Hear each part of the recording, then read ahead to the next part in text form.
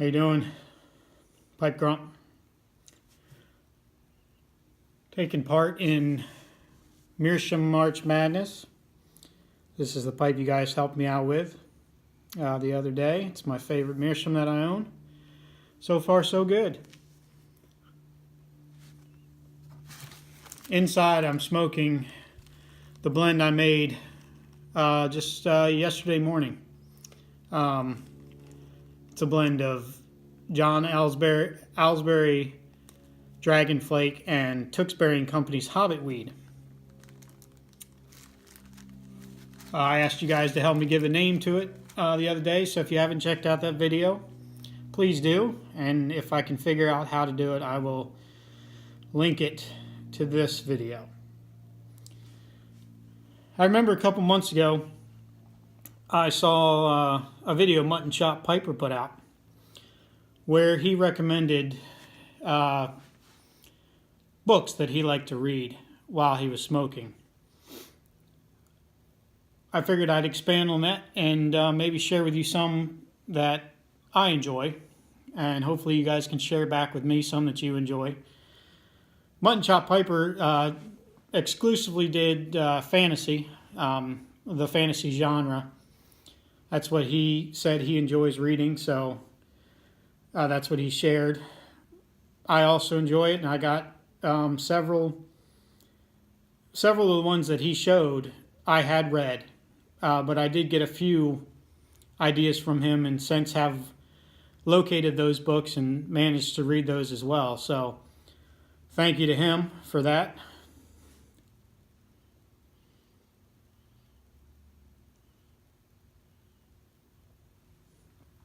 So the first book I'll share with you, if you're into science fiction and science fiction that could happen right now, is Andy Weir's The Martian. This book is pretty good. It's already had a movie out with Matt Damon. If you like reading believable stuff, stuff that you don't really have to imagine new things, aliens and faster than light travel and things like that, this is a good book. I recommend it.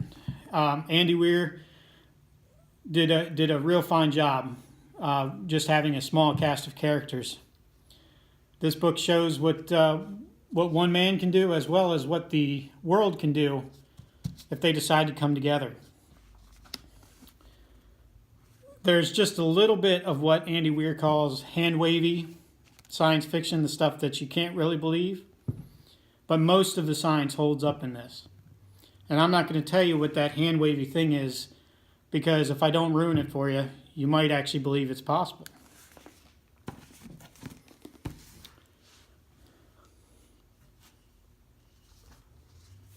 The next book is George Orwell's Animal Farm. Now this is a combination of Animal Farm and 1984.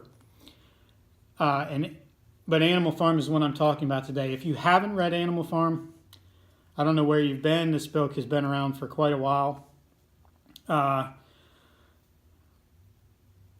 Get past the talking animals and that childlike side of it, and it's an allegory about the world, government and how people treat each other, and each animal represents either a part of a government or a party or a class of people.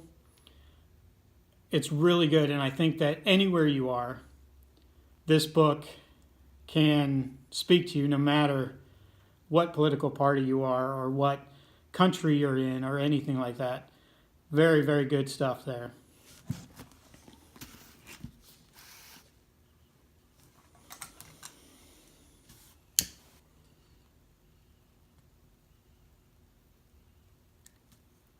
My next book is the first in a series.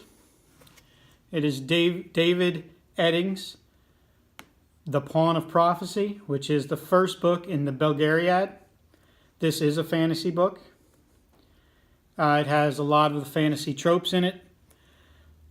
It's the first of 5, and then there's another set after this using the same cast of characters called the Malorian, which is another book of 5.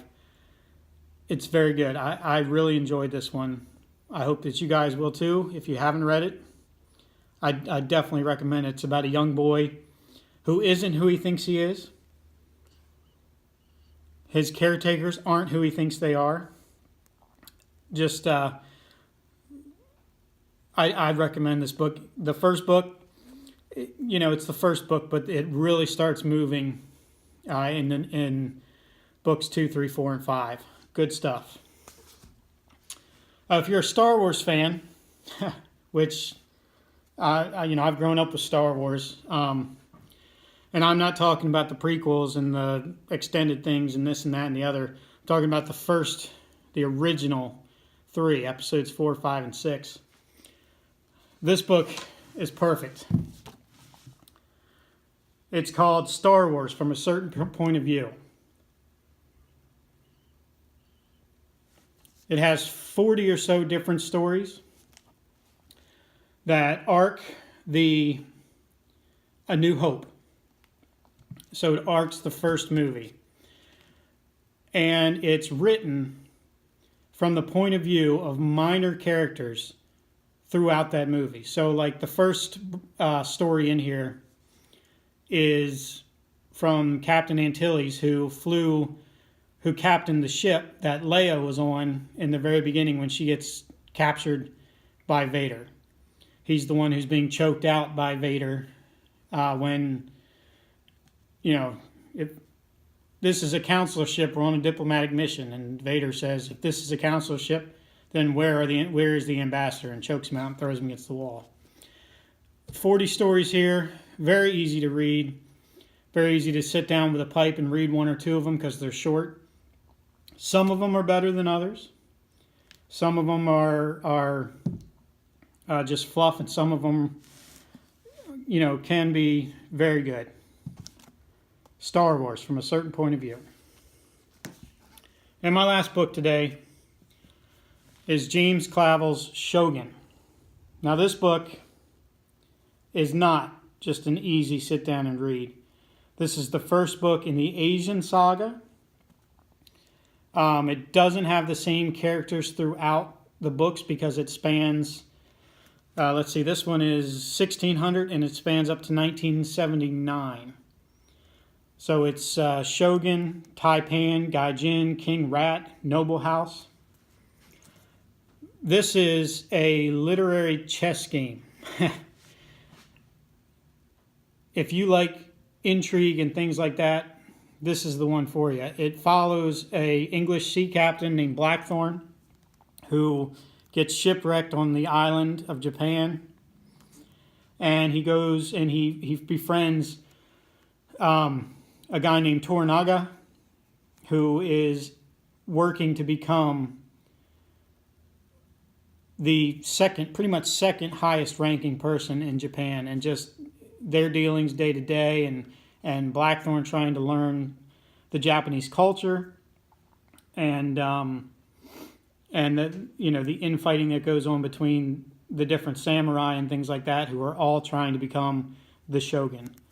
Very, very good book.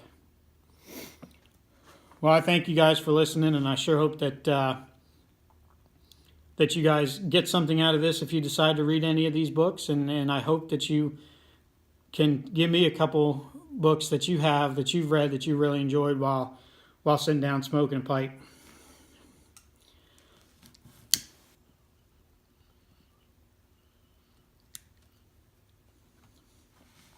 This tobacco is not bad. Like I said last time, I'm not the biggest aromatic fan, but this stuff's okay. All right, guys. Well, thanks for watching, and I hope that your days are filled with peace and pipe smoke.